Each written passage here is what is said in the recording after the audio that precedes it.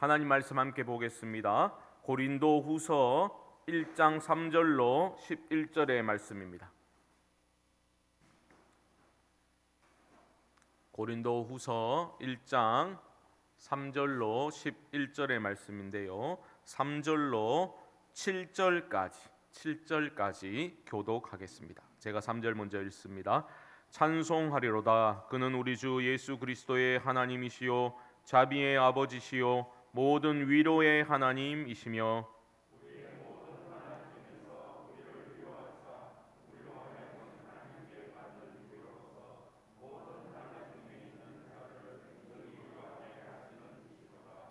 그리스도의 고난이 우리에게 넘친 것 같이 우리가 받는 위로도 그리스도로 말미암아 넘치는도다.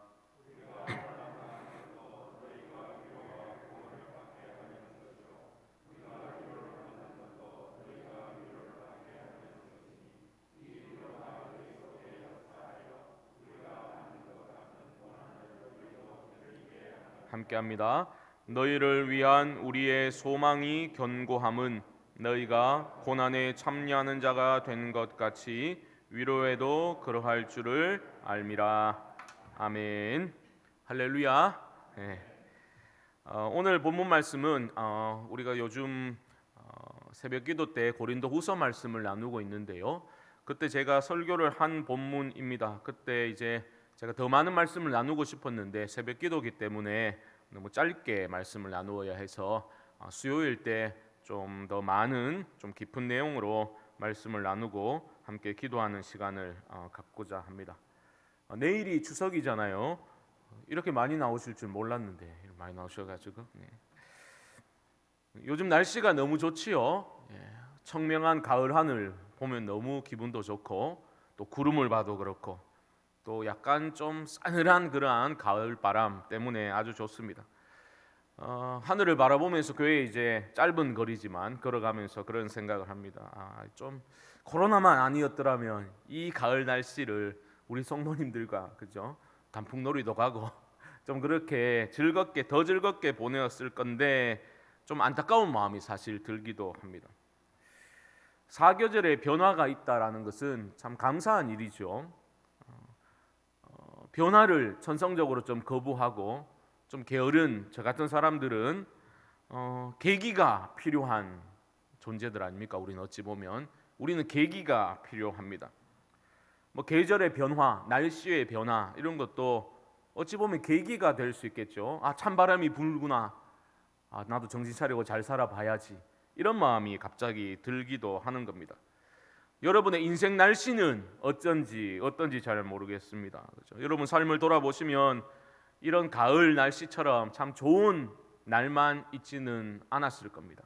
맑은 날만 이어진 인생이 누가 있겠습니까? 때로는 흐린 날도 있고 비 오는 날도 있고 정말 이를 딱딱 부딪히면서 너무나 추웠던 날도 분명히 있었을 겁니다. 사도 바울의 경우를 한번 떠올려 보게 됩니다. 사도 바울이 고린도 교회의 사역을 떠올릴 때에 그의 마음 날씨는 어떠했을까? 맑은 날보다는 굳은 날이었을 것이다 추측하게 됩니다. 보통 굳은 날이 아니라 혹독하게 힘들었던 그러한 추운 겨울날을 저는 한번 떠올려 보게 되었습니다. 사실 사도 바울은 고생을 많이 했는데 고린도 교회만큼 사도 바울을 힘들게 한 교회는 없었던 것 같습니다. 사도 바울은 디모데 신라와 함께 고린도 교회를 개척한 셈이거든요. 한 1년 반 정도 고린도 교회 목회를 하였습니다. 그런데 요즘처럼 저처럼 이제 담임 목사, 위임 목사가 돼가지고 그 교회에서 뼈를 묻는 심정으로 그렇게 목회를 할 수는 없었죠. 바울은 순회 목회자였습니다. 그렇기 때문에 또 하나님의 부르심이 있으면, 콜링이 있으면 또 다른 곳에 교회를 개척하고 복음을 전하기 위해서 1년 반 정도 고린도 목회를 하고 떠났다 말입니다. 떠난 후에 바울은 2년 정도 에베소에서 목회를 하고 있었습니다. 그때 바울의 후임으로 누가 왔습니까? 아볼로가 왔죠. 아볼로. 그 기간에 또한 베드로도 방문을 했던 것으로 그렇게 우리는 볼 수가 있습니다. 그런데 고린도 교회가 얼마나 힘든 교회였던지 아볼로 같은 경우도 1년 정도밖에 사역을 하지 못하고 사임을 하게 됩니다. 이 기간 동안 문제가 많이 일어났기 때문에 사도 바울은 편지를 써서 이런저런 문제들을 해결하고자 했습니다. 그런데 그 편지는 우리에게 전해지진 않았어요. 바울이 썼다라고만 했지 그 편지로 성도님들의 삶을 좀 바꾸어 보고자 그렇게 했는데 그들의 삶은 전혀 변화되지 않았습니다. 대신에 여러 가지 문제에 대해서 질문을 많이 했습니다. 그 질문을 가지고 바울을 이제 찾아온 사람이 이런저런 이야기들을 성도들은 전혀 바뀌지 않았고 이런저런 질문들을 많이 합니다라고 이제 바울에게 그렇게 말을 전하게 됩니다. 거기에 대한 답변으로 쓴 편지가 우리에게 전해진 바로 고린도 전서입니다. 고린도 전서. 고린도 전서를 쭉 읽어 나가다 보면 이런 패턴이 발견되거든요. 뭐에 관하여는 이런 거, 결혼에 관하여는 이렇게 말한 것은 그 고린도 교회 성도들이 결혼에 대해서 물었단 말입니다. 어떻게 해야 되냐, 해야 되냐 말아야 되냐, 종말이 가까운데 결혼할까요 말까요? 질문을 했다는 겁니다. 또 우상의 재물을 먹는 문제에 관하여는 또 이렇게 운을 띄는 것은 그들이 물었다는 거예요. 이거 어떻게 해야 되냐, 고기 먹어야 되냐 말아야 되냐. 거기에 대해서 다양한 목회적인 답변을 주고 있는 것이 고린도 전서입니다. 성도들의 삶이 바뀌기를 소망하고 기대하면서 기도하면서 편지를 썼는데 결과는 참담했습니다. 우리는 고린도 전서를 읽으면서 막 은혜롭게 읽고 뭐 사랑장도 들어있으니까 그렇게 됐지만 성도들은 사랑하지 못했습니다. 계속해서 문제는 그대로 남아 있었습니다.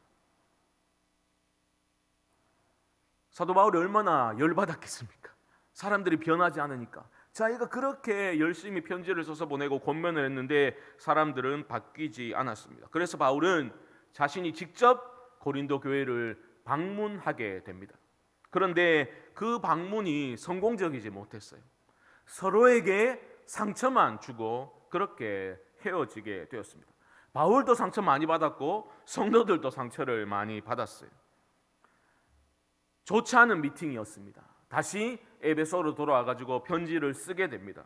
우리에게는 전해지지 않은 바울이 말하기로는 그 편지가 바로 눈물의 편지라고 일컬어지는 편지예요. 거기에 대해서 굉장히 강한 어조로 바울이 편지를 썼습니다. 그런 후에 편지를 보내고 에베소에서 사역을 하다가 또 에베소에서도 문제가 생겨가지고 바울은 마게도냐로 떠나게 됩니다. 또 마게도냐로 그렇게 있을 때에 디도가 와서 고린도 교회 소식을 전해주는데 이게 웬일입니까? 그들이 회개를 한 거예요. 고린도 교회 성도들이 회개를 한 겁니다. 바울이 뛸 듯이 기뻤을 겁니다. 완전히 풀린 건 아니지만 그래도 성도들과의 오해가 풀리기 시작한 겁니다. 관계가 회복되기 시작한 겁니다. 그래서 바울은 한편으로는 너무 기뻤고 다른 한편으로는 그 관계적인 껄끄러움 때문에 유보해 두었던 기근 때문에 어려움을 겪고 있는 모교회, 그러니까 예루살렘 교회를 위한 연보, 헌금을 다시 시작하자, 그것을 알리기 위해서 편지를 써서 다른 사역자들의 손에 보내려고 그렇게 했습니다. 그런데 그 짧은 기간에 또 다른 문제가 생기게 된 거예요. 이번에는 외부에서 거짓 사도들이 고린도 교회 안으로 쑥 들어온 겁니다. 그들은 사도 바울을 매우 얕잡아 봤습니다. 야, 사도 바울 추천장 봤냐? 이렇게 말한 거예요. 그는 사도도 아니다. 우리는 그 사도 바울과 급이 다르다. 이렇게 얘기하면서 사도 바울을 아주 낮추어서 그렇게 참소하는 내용을 가지고 성도들을 흔들어 놓게 되었습니다. 그들은 엄청난 자기 자랑을 해대었고 추천서를 들먹이면서 그렇게 교회를 흔들어 놓았습니다. 그래서 이 고린도후서를 읽어보시면 그 어떤 서신보다 사도 바울이 자신의 사도권을 강하게 논증하는 것, 주장하는 것을 보게 됩니다. 그리고 계속해서 강조하는 게 잘 분별해야 된다. 이 내용을 계속해서 고린도후서에서 말하고 있습니다. 지도자들 중에 누가 참된 지도자들인지 너희는 잘 분별해야 된다.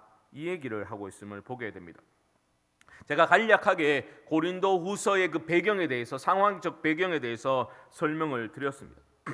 느끼셨겠지만 골치 아픈 교회가 고린도 교회였습니다. 목사님, 골치 안 아픈 교회도 있습니까? 그래 생각하실지 모르겠지만 특별히 골치 아픈 교회가 고린도 교회였습니다.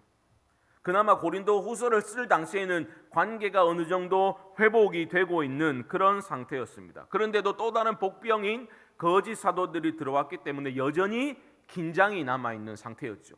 일부는, 적어도 성도들 중에 일부는 그 거짓 사도들의 주장에 동조를 했던 것으로 보여집니다.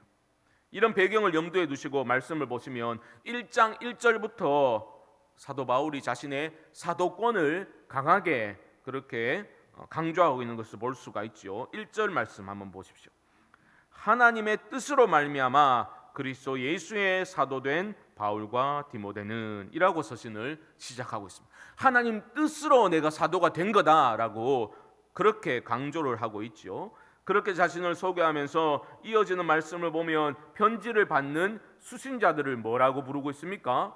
모든 성도에게라고 부르고 있습니다. 성도는 거룩한 사람들 아닙니까? 생각해 보십시오. 그 껄끄러운 관계가 있고 얼마나 상처를 많이 받았는데 사도 바울은 그들을 성도, 거룩한 사람들, 끊임없이 문제를 일으켰던 사람들을 향해서 성도라고 부르고 있는 겁니다. 이게 그냥 영혼 없이 호칭만 그렇게 사용한 게 아닙니다. 2절을 보시면 이렇게 말하죠. 하나님 우리 아버지와 주 예수 그리스도로부터 은혜와 평강이 있기를 원하노라. 지금 성도라고 부르고 있으면서 동시에 그들에게 은혜와 평강을, 복을 빌어주고 있습니다.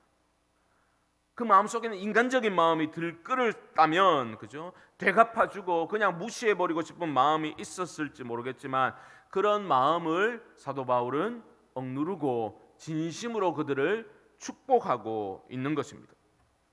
의례적인 형식적인 인사말을 건네고 있는 게 아니다라는 겁니다. 여러분 이걸 잘 보셔야 돼요.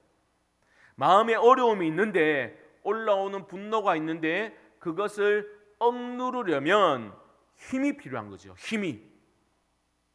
그냥 위선적인 형식적인 그러한 행동을 하지 않고 진심으로 그러한 모든 분노와 좋지 않은 감정들을 억누르고 진심으로 축복하려면 파워가 필요한 겁니다. 놀랍게도 3절로 11절 말씀을 보게 되면 감사와 찬송으로 가득 차 있음을 우리는 쉽게 발견할 수 있습니다. 나에게 상처를 주고 나를 어렵게 만들고 교회를 힘들게 만들었던 그런 자들을 진심으로 축복하고 감사와 찬송으로 가득 채우고 있다는 것은 참으로 놀라운 것입니다. 우리는 이 시간에 어떻게 이런 일이 가능했을까? 바울에게 무엇이 이런 힘을 주었을까라는 것을 볼 수 있어야 합니다. 그 힘의 원천이 무엇인지를 알려주는 힌트가 3절과 4절에서 나오게 되는데요. 3절과 4절 우리 함께 한번 읽어보겠습니다. 시작. 찬송하리로다. 그는 우리 주 예수 그리스도의 하나님이시요 자비의 아버지시요 모든 위로의 하나님이시며 우리의 모든 환난 중에서 우리를 위로하사 우리로 하여금 하나님께 받는 위로로서 모든 환난 중에 있는 자들을 능히 위로하게 하시는 이시로다. 아멘. 반복적으로 나오는 눈에 확 들어오는 단어가 무엇입니까? 우리 하면 안 되고 위로. 그렇죠. 위로. 사도 바울은 교회의 어려움으로 인해서 많이 힘들어했습니다. 그럼에도 불구하고 이렇게 진심으로 그들을 성도라고 부르고 축복하고 감사와 찬송을 올려드릴 수 있었던 것은 그가 믿는 하나님은 위로의 하나님이셨기 때문입니다. 그 위로의 하나님은 이름뿐인 그러한 위로의 하나님이 아니라 실제로 바울에게 풍성한 위로를 경험케 해주신 하나님이십니다. 인간은 관계적 존재 아닙니까? 우리가 가지고 있는 그 수많은 관계들 속에서 우리는 기쁨을 누리기도 하지만 때로는 상처를 받기도 합니다. 내만 맞는 게 아니라 나도 주기도 하죠. 상처를 주고받으면서 그렇게 살아갑니다. 뭐 교회라고 어디 좋은 일만 일어나겠습니까? 그렇지 않죠. 우리의 마음을 상하게 만드는 일들이 빈번히 일어날 수 있습니다. 그 상처를 그냥 아이고 그래 이렇게 덮어두면 어떻게 됩니까? 결국은 골마서 터지게 되는 겁니다. 그때 우리 힘으로 해결할 수 없는 거죠. 무엇으로 해결할 수 있습니까? 어떻게 가능합니까? 바울은 말하고 있잖아요. 하나님의 위로를 경험해야 된다. 하나님의 위로. 나를 위로하시는 인간의 위로가 아니라, 물론 하나님이 인간을 사용하셔서 위로하실 수도 있지만 하나님으로부터 우리가 주어지는 그 위로를 경험할 때에 우리 인생의 위기를 극복할 수 있게 되는 것입니다. 놀라운 것은 하나님의 위로를 우리가 경험하게 되면요, 그 위로는 내 자신만을 기분 좋게 만들어주고 회복시켜주는 것이 아니라 그 위로는 다른 사람들을 포용하고 용납하고 다른 이들을 위로할 수 있게 만들어준다라는 겁니다. 그런 힘을 주는 거예요. 4절 말씀 다시 보십시오. 우리의 모든 환난 중에서 우리를 위로하사 우리로 하여금 하나님께 받는 위로로서 모든 환난 중에 있는 자들을 능히 위로하게 하시는 이시로다. 내가 위로받았다 끝 감사합니다 이게 아니잖아요. 내가 받은 위로로서 환난 중에 있는 자들을 위로하게 하시는 하나님이시다라고 찬송하고 있지 않습니까? 하나님의 위로를 경험하게 되면 그 위로는 내 안에 갇혀 있을 수 없는 거죠. 여러분, 상처 입은 치유자 이런 얘기 표현 들어보셨죠? 물론 고난 자체를, 상처 자체를 기뻐할 사람이 누가 있습니까? 하지만 고난을 통해 주어지는 유익이 분명히 있다라는 것입니다. 특별히 우리가 주님을 닮고자 애를 쓰고 믿음으로 살려고 하나님 나라의 가치를 추구하면서 몸부림칠 때 맞이하게 되는 그런 고난은 고난으로 끝나지만은 않는다라는 것이죠. 반드시 고난 끝에 주님이 위로를 주시는 겁니다. 그 위로가 우리의 상처를 아물게 해줍니다. 그리고 내가 회복되는데 그치는 것이 아니라 나처럼 상처 입은 자들을 위로하는 위로자로 우리가 설 수 있도록 이끌어 가는 것입니다. 그게 바로 상처 입은 치유자 아니겠습니까? 그런데 그 원형은 바로 무엇입니까? 예수 그리스도의 대속의 사랑, 희생입니다. 그게 원형입니다. 5절 말씀 보십시오. 5절입니다. 그리스도의 고난이 우리에게 넘친 것 같이 우리가 받는 위로도 그리스도로 말미암아 넘치는도다. 잘 보십시오, 여러분. 하나님의 위로는 어떻게 주어집니까? 그리스도의 대속적 고난을 통해서 주어지는 겁니다. 우리가 잘 알고 있잖아요. 우리 주님께서 채찍에 맞으심으로, 징계를 받으심으로 우리가 생명을 얻게 되고 위로를 얻게 되는 겁니다. 우리 주님의 그러한 위로를 경험하게 된 사람은 어떻게 되는 겁니까? 반드시 그 주님의 대속적 고난에 동참하는 삶으로 부르심을 받게 된 것을 깨닫게 되는 거죠. 이게 중요합니다, 여러분. 주님이 그 고난을 당하심으로 우리가 생명을 얻고 위로를 얻게 되었는데 거기서 끝나는 것이 아니라 그러한 생명 주심과 위로 주심은 우리 또한 그리스도처럼 다른 이들을 위해서 고난 당하고 희생하고 그들에게 위로를 주는 삶으로 부르심을 받은 겁니다. 그게 바로 모든 성도들을 향한 하나님의 부르심입니다. 여러분, 우리가 주님 닮기 원합니다 이런 표현 기도 많이 하잖아요. 주님 닮아가는 게 도대체 무슨 뜻입니까? 뭐 머리카락을 치렁치렁 기르고 뭐 서구 사회에서, 서구 문화에서 그렇게 아주 미소년, 그렇죠? 금발의 푸른 청년. 예수님의 실제 모습은 그렇지 않다라고 제가 말씀드렸죠. 목소리 좀 굵으면 뭐 예수님 목소리 같다 하면서 예수님 목소리 들은 분 계십니까? 누가? 예수를 따른다는 것은, 예수를 닮아간다는 것은 무슨 뜻입니까? 십자가를 지고서 주님을 따르는 삶을 의미하는 거죠. 예수를 닮아간다는 것은 다른 이들을 위해서 자기 목숨을 기꺼이 대속물로 내어주신 대속의 그 사랑과 희생을 본받는 내 삶 속에서 나 또한 주님의 그러한 모습을 본받아서 기꺼이 다른 이들을 위해서 고난 당하는 자리로 내려가는 그러한 것이 바로 주님을 닮아가는 삶이 아니겠습니까? 그래서 바울은 6절에서 이렇게 말하고 있습니다. 6절 보십시오. 우리가 환난 당하는 것도 너희가 위로와 구원을 받게 하려는 것이요 우리가 위로를 받는 것도 너희가 위로를 받게 하려는 것이니 이 위로가 너희 속에 역사하여 우리가 받는 것 같은 고난을 너희도 견디게 하느니라. 사랑하는 성도 여러분, 생명력 넘치는 신앙생활을 좀 하고 싶으십니까? 고난의 십자가를 건너뛰고서 결코 생명의 풍성함, 힘있는 신앙생활 할 수 없습니다. 우리는 고난을 자꾸 피하려고 하잖아요. 고난을 좀 건너뛰고 어떤 영광만을 누리고 싶어 하잖아요. 생명만을 누리고 싶어 하잖아요. 하지만 그런 일은 결코 일어나지 않는다라는 겁니다. 오늘 새벽 본문이죠. 고린도후서 4장 10절에서 사도 바울은 이렇게 말합니다. 제가 읽어드립니다. 우리가 항상 예수의 죽음을 몸에 짊어짐은 예수의 생명이 또한 우리 몸에 나타나게 하려 함이라. 우리 살아있는 자가 항상 예수를 위하여 죽음에 넘겨짐은 예수의 생명이 또한 우리 죽을 육체에 나타나게 하려 함이라. 아멘. 무엇을 짊어진다고요? 죽음을 짊어진다고 말하고 있습니다. 이제 예수 믿었으니까 어려움은 발생하지도 말고 좋은 일만 제발 생겨라, 이런 헛된 생각을 버려야 합니다. 예수의 죽음을 내 삶 속에서 깊이 생각하고 묵상해야만 합니다.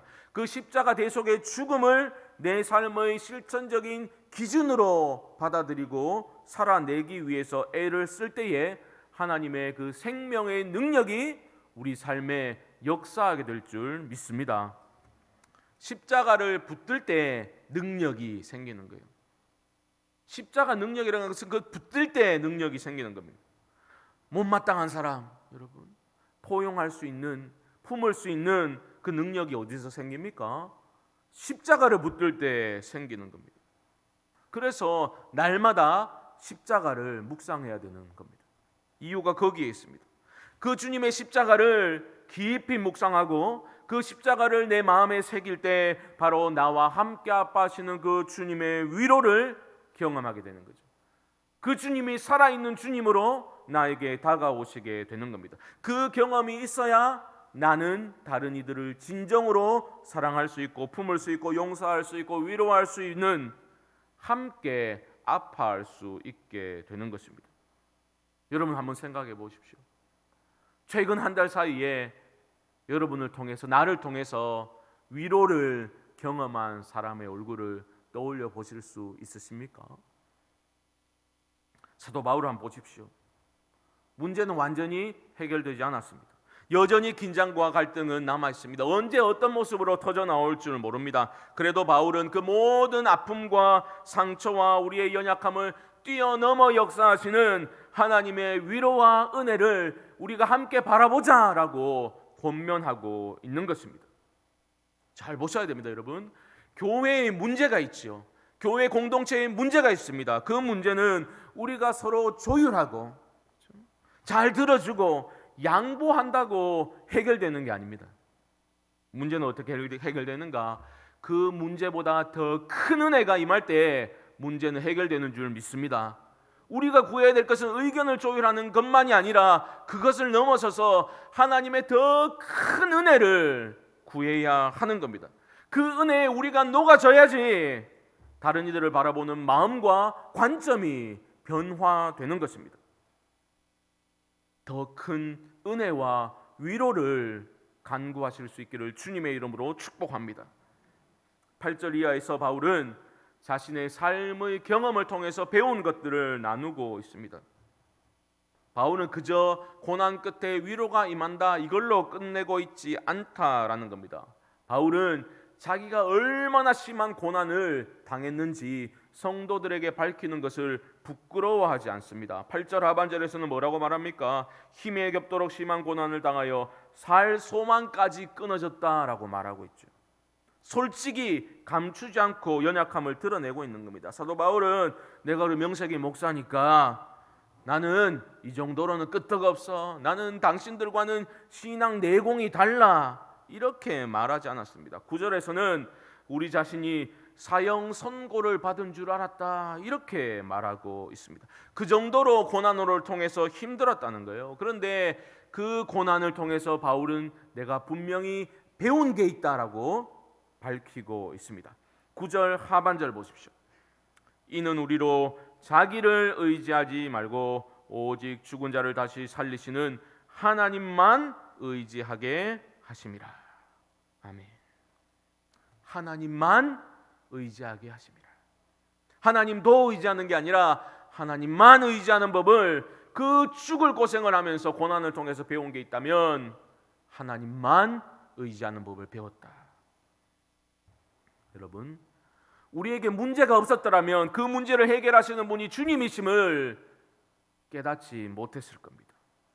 우리에게 시련이 없었더라면 그 시련을 이기도록 하시는 위로의 하나님, 자비의 아버지는 책 속에 갇혀 있는 하나님이셨을 겁니다. 이런 점에서 고난과 위로는 선순환되고 있는 겁니다.